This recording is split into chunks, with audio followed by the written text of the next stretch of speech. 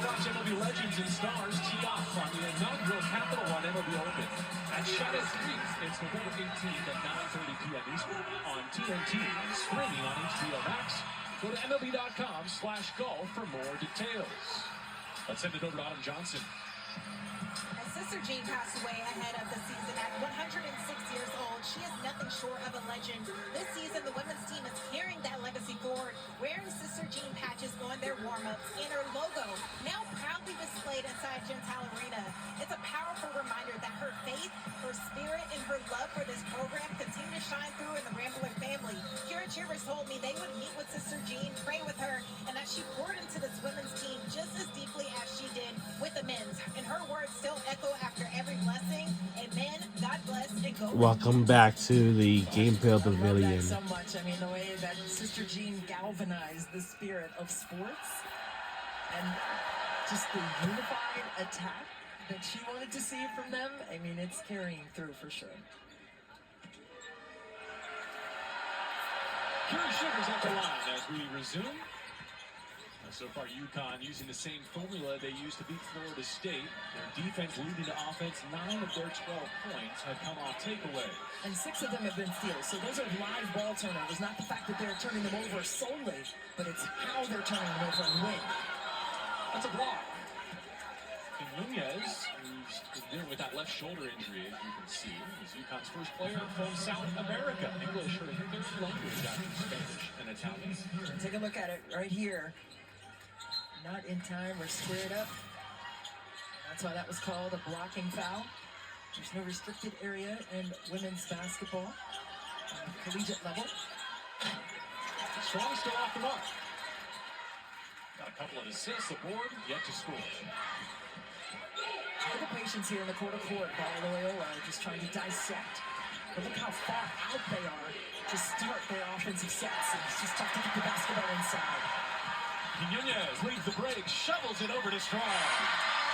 Just to go. Just what a masterful attack in the open floor by Connecticut. And that's what makes them so great. That's why they're number 1 in the country. Right? It's their defensive prowess and gap discipline on that side, playing with the outside hand, getting deflections, and running the other way with it. And we've won the shot clock as Chivers sets up Loyola in the half court. When Heckle's in the game, she's fit in really nicely in her first month as a Husky. Pretty shot falling away from the block. Brooklyn Bond. We need more of that, right? You see UConn defensively on the interior sitting behind. These turnaround jumpers. An undersized Loyola team. They come in handy as the game evolves. Backdoor cut. Nice pass. And scored by Zabel. Just to go. The UConn bench. Again, attacking in the painted area. That's what UConn has done exceptionally well. Gino Ramos said he wants to get more threes up and in. But even when you're so dynamic and you can score so easily in the paint, I mean, threes are more than 2, but my goodness. Blanca, the steal and the run out. Just to go. Easy money right there. Picking grapes off a vine and just go the other way with it. That pressure and the size and the length of the perimeter players. Hey, Chrissy, she's been in Italy's top league since 2020, so even though she's playing for the #1 team in the nation, this level won't shock her.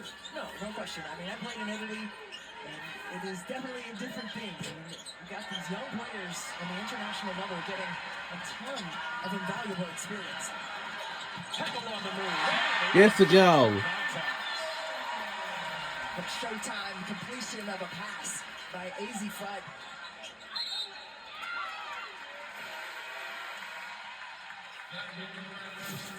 Let's take a look. Azzi Fudd surveys, and what a nice bounce pass dime in transition. A smooch off the window for good measure for the Huskies, who are pulling away here by 11. Gino Rihanna likened Haley Heckle in the portal to a race car driver and said that if she was, her team would have to have a ton of cars in the garage.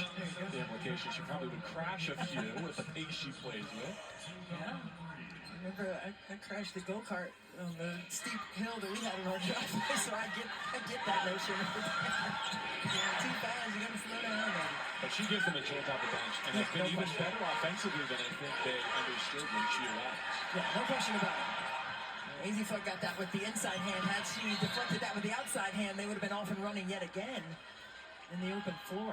That outside hand is volume man mentality on the defensive side.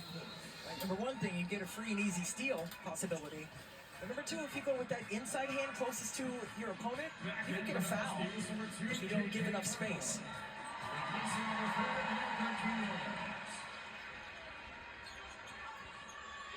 Let's see what Loyola comes up with here offensively. Trying to get some pick and rolls here in the middle of the floor. Well, hanging in defensively, put in the hands of Bissett. Arnold locks her up. Nice find opposite. Kinnison deep. Turnover. What they were working on in practice today was, hey, we might not be able to score inside, but we got to get a piece of the paint. But they will not count it as she discards the defender. It's a foul on the floor. She's just so strong and sturdy with her ability to get downhill and put pressure on her primary defender and the second line. It's the second foul on Alexa Kinnis, so she'll have to lead.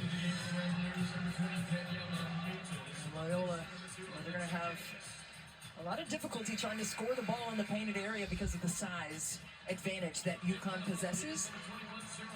But they were working on it in practice today. Hey, we might not be able to shoot it when we get in there, but we got to spray it out and get some threes, and they haven't really done that well with that so far in this one. With 4 of 26 from behind the arc in game 1, made 7 of 19 in game 2, but I think the volume and efficiency from the arc is still in front of them. Sarah Strong pours into more. UConn, they just lull you to sleep, and then they cash it in just like that with those pitch back, crack back opportunities on the offensive side. Wow, what a block. What a rejection. What a block. All over that one. Heckel could not hit it. Second chance opportunity goes begging, and the Ramblers come away with possession. That's what we were just talking about, right? That huge block in there. Shivers short.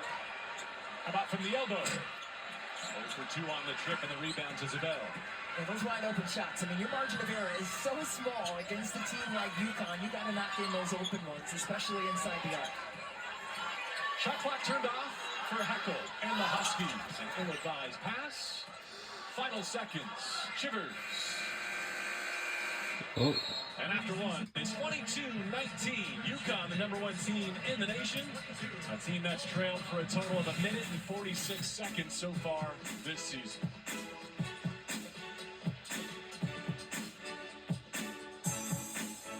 So we'll be right back on the other side. That'll do it for the first quarter.